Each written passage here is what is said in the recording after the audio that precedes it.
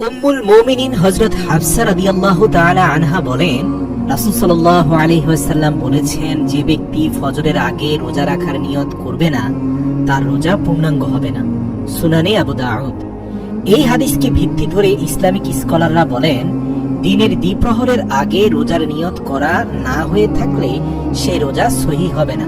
তাই প্রিয় দর্শক, আমরা আজ রোজার নিয়ত ও ইফতারের দোয়া সম্পর্কে জানব। অন্তরের দৃঢ় সংকল্পকে নিয়ত বলা হয়, সেটি মুখে বলা জরুরি নয়। নিয়ত কিন্তু রোজার অন্যতম একটা শর্ত, আর ইবাদতের সওয়াব নিয়তের উপর নির্ভরশীল। হাদিসে আছে, সকল আমল নিয়তের উপর নির্ভরশীল, সহিহ বুখারী। নিয়তের ক্ষেত্রে সাধারণত আমরা দুই ধরনের ভুলের শিকার হয়ে থাকি। যেমন, কেউ কেউ নিয়তের শব্দগুলো শুধু মুখে উচ্চারণ করেন, অন্তরে সংকল্প করেন না। আবার অনেকে নিয়তের শব্দগুলো মুখে উচ্চারণ করেন না, অন্তরেও কোনো সংকল্প উপস্থিত করেন না, অর্থাৎ নিয়তের ব্যাপারে একেবারেই উদাসীন। উপরোক্ত দুই শ্রেণীর রোজাই কিন্তু প্রশ্নবিদ্ধ। এই সম্পর্কে আদ-দুররুল মুখতার প্রণেতার ভাষ্য হলো, নিয়তের ক্ষেত্রে অন্তরে সুদৃঢ় কর্মতৎপরতা গ্রহণযোগ্য। কাজেই শুধু মুখের উচ্চারণ কোনো গুরুত্বপূর্ণ বিষয় নয়, তবে অন্তরের সংকল্প আনাটা খুবই গুরুত্বপূর্ণ। এটাকেও যদি উদাসীনতার মধ্যে ফেলে দেওয়া হয়, তাহলে কিন্তু নিয়ত পরিপূর্ণ হবে না। তাই সবচেয়ে ভালো হয় মুখে অন্তত একবার উচ্চারণ করে নেয়া। নির্ভরযোগ্য ফকিহ উদ্ধৃতি সহ কিছু মাসালা রয়েছে। যেমন বলা হয়েছে, ফরজ রোজার নিয়ত রাত বাকি থাকতেই করা উত্তম। এই ব্যাপারে উম্মুল মুমিনিন হযরত হাফসা রাদিয়াল্লাহু তাআলা আনহার একটা হাদিস উদ্ধৃত করা হয়েছে, যেখানে আল্লাহর রাসূল বলেছেন, যে ব্যক্তি ফজরের আগে রোজার নিয়ত করবে না তার রোজা পূর্ণাঙ্গ হবে না। এছাড়াও নফল রোজা, নির্দিষ্ট মানতের রোজা এবং রমজানের রোজা সমূহের নিয়ত রাতের বেলা অথবা শরীয়তের ঘোষিত দ্বিপ্রহর পর্যন্ত করা গেলেও সবচেয়ে ভালো হয় রোজা রাতে নিয়ত করে নেওয়া।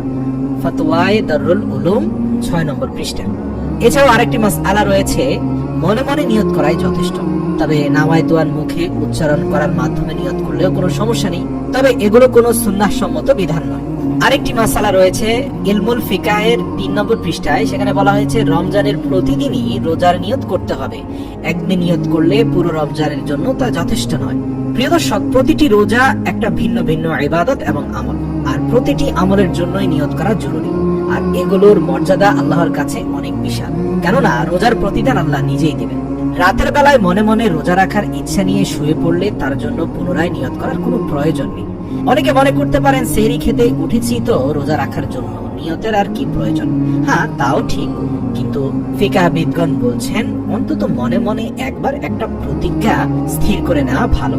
যেমন, আমি আগামীকালকে রোজা সহি সালামতে রাখতে চাই। অন্তত মনে মনে এতটুকু বলাও কিন্তু নিয়তের একটা অংশ হয়ে গেল। প্রিয় দর্শক, ইফতার করার সময় যে দোয়া পড়বেন সেটা হচ্ছে, আল্লাহুম্মা লাকা সুমতু ওয়া লাকা রিজকিকা ওয়া আফতারতু। অর্থ, হে আল্লাহ, আমি তোমার সন্তুষ্টির জন্য রোজা রেখেছি এবং তোমার দেয়া রিজিকের মাধ্যমে ইফতার করছি। হাদিস শরীফে আছে, ইফতার সামনে নিয়ে একটি দোয়া আল্লাহ তাআলা কবুল হওয়ার গ্যারান্টি দিয়েছেন।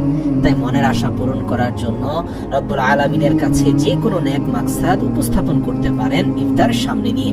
অল্প একটু ইফতার করার পর বা ইফতার শেষে এই দোয়া পড়া যেতে পারে, যাহাবাজ জামাউ ওয়াবতাল্লাতিল উরুকু ওয়া সাবাতাল আজরু ইনশাআল্লাহ। অর্থ, ইফতারের মাধ্যমে পিপাসা দূর হলো, শিরা উপশিরা সিক্ত হলো এবং যদি আল্লাহ চান সব স্থির হলো।